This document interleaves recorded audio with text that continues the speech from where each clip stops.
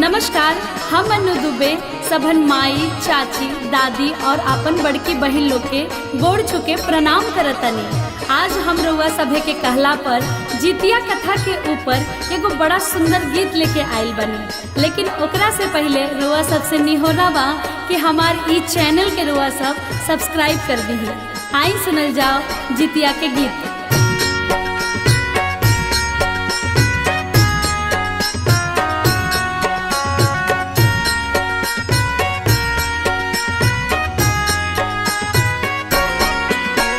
नर्मदा नदी के तट प पेड़ रहे, ओही प एगो चिल्होर रहे ना। ए रामा ओही पेड़ त रहे एगो सियारिन, दुनो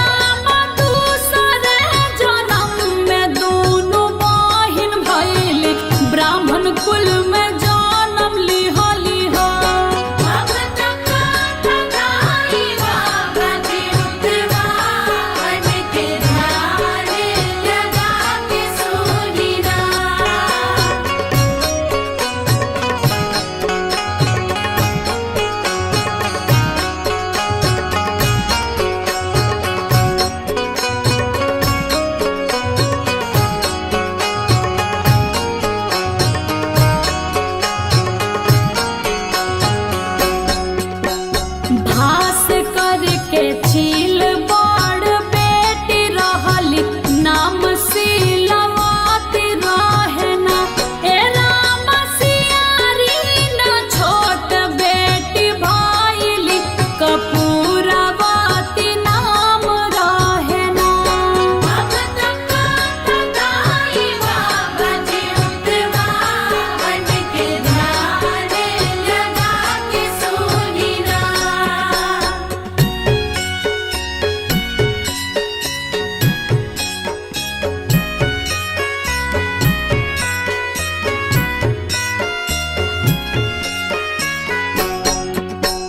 भास्कर पिता बेटी के लालन कइले औरू से पालन कइले ना। ए राम पंचवटी राज में बियाह कइले दुनु बेटी दान कइले ना। भगत कथा गाई बाबा चितवावन के ध्यान लगा के सुनिना।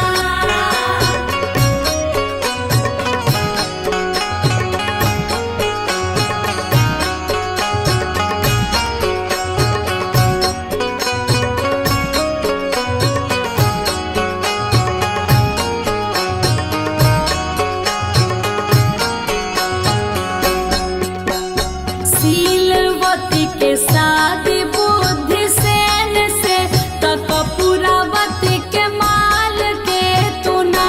ए राम बुद्धि सेन बड़ी बुद्धिमान कमाल के तू राजा रहल ना। भगत कथा गाई बाबा चितवावन के ध्यान लगा के सुनिना।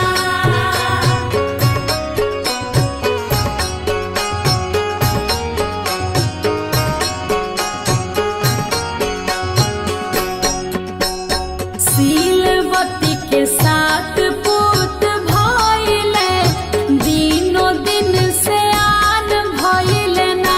ए राम कपूरवती के पुत सब होत गइले सगरो मरत गइले ना। भगत कथा गाई बाबा चितवावन के ध्यान लगा के सुनिना।